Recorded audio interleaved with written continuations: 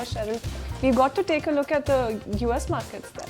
Absolutely. A very good morning to you, Shreyansi. And no day is complete without talking about US markets, the way how they've actually shut shop. Remember, on Friday, you had the US markets that ended in the positive territory, and all thanks to the fact that now traders are actually betting for a bigger rate cut coming in from the Federal Reserve. Remember, the FOMC meets this week, and it's a very crucial week because everybody's eyeing on that direction of the rate cut coming in from the Federal Reserve. Everyone's priced in that there is going to be a rate cut, but there has been debate about what's going to be the quantum of the rate cut, whether it will be 25 basis points or 50 basis points of a rate cut. But now if you look at the CME's Fed Watch tool, it's even if you look at the way how which side of the fence traders are moving in. So expectations for a 50 basis point has jumped to about 49% from 28% on Thursday, while there is about 51% probability that the Federal Reserve may go ahead for a 25 basis point rate cut. So that's the reason why you had the US market that shut shop in the positive territory on Friday.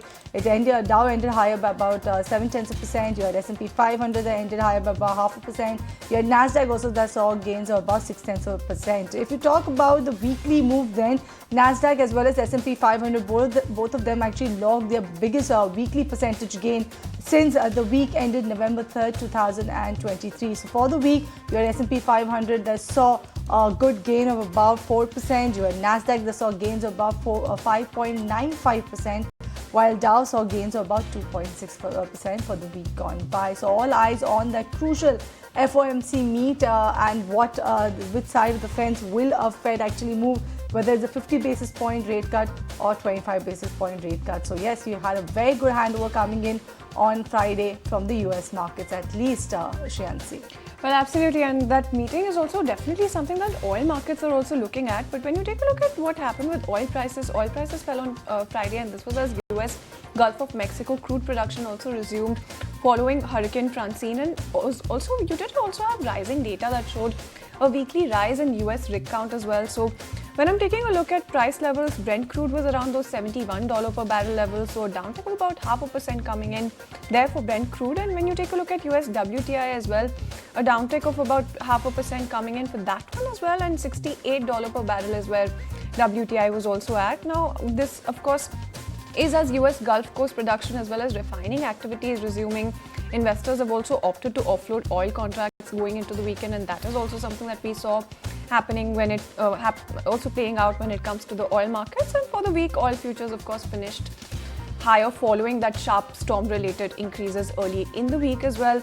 Now, official data of course shows that the storm nearly shut 42% of oil production in the region that accounts for about 15% of US output. So that largely is the kind of handover that we had.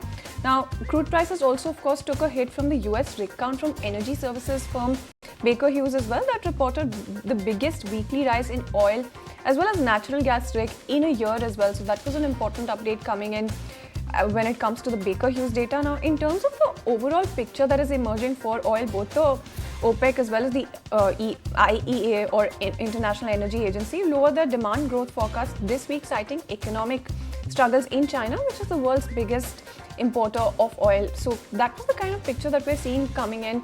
Not very bullish on demand, whether it is OPEC that you're talking about or IEA. So that largely is the handover coming in from oil. When you take a look at gold, gold was really powering high, and gold prices did skyrocket after beating those record levels after that boost in bullish momentum that we saw coming in, fueled by optimism that the US Federal Reserve is on the brink of trimming interest rates. So let's really see how that meeting pans out for us, Cheryl. If you like this video, then like, share and subscribe to ET Now.